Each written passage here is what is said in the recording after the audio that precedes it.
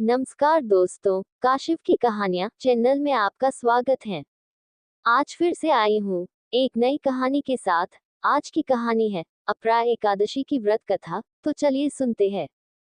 ज्येष्ठ माह के कृष्ण पक्ष की एकादशी अपरा एकादशी कहलाती है।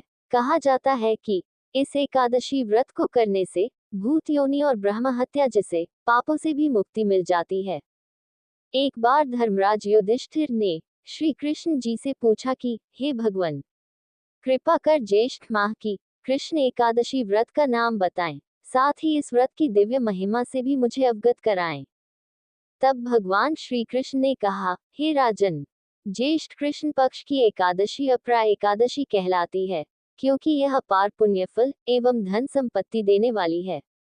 जो भी मनुष्य इस व्रत को करते हैं, वे पृथ्वी लोक के समस्त सुख भोग कर मोक्ष को प्राप्त होते हैं। यह एकादशी अचला तथा अपरा दो नामों से जानी जाती है। भगवान कृष्ण आगे कहते हैं कि एक समय किसी राज्य में महिध्वज नाम के एक अत्यंत धर्मात्मा राजा हुआ करते थे।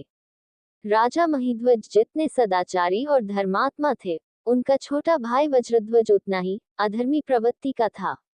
वज्रध्वज मन ही मन अपने बड़े भाई राजा महिध्वज से द्वेष रखता था और उनकी हत्या करने के लिए षड्यंत्र रचता रहता था। एक बार पापी वज्रध्वज अवसर पाकर अपने भाई महिध्वज की हत्या कर उन्हें जंगल में फिकवा देता है और खुद राजा बनकर राज करने लगता है। इस अकाल मृत्यु के कारण राजा महिध्वज को प्रेत योनि में रहना पड़ता है। वह उसी जंगल में पीपल के पेड़ पर प्रेत रूप में रहने लगते हैं। उनकी मृत्यु के पश्चात वज्रध्वज अपनी प्रजा पर अत्याचार और दुराचार शुरू कर देता है। साथ ही महिध्वज भी प्रेत बनकर जंगल के रास्ते से आने जाने वाले लोगों को सताने लगते हैं। लेकिन उनके द्वारा किए गए पुण्य कर्मों का फल जल्द ही उन्हें प्राप्त होता है। एक दिन अचानक धौम्य नामक ऋषि उस जंगल से गुजरते हैं और अपने मजबूत तपोबल से वे राजा महिध्वज की सारी आपबीती जान लेते हैं और उनकी सहायता करने सोचते हैं। सर्वप्रथम ऋषि धौम्य राजा महिध्वज के प्रेत को पीपल के पेड़ से उतारकर उन्हें परलोक विद्या का उपदेश देते हैं।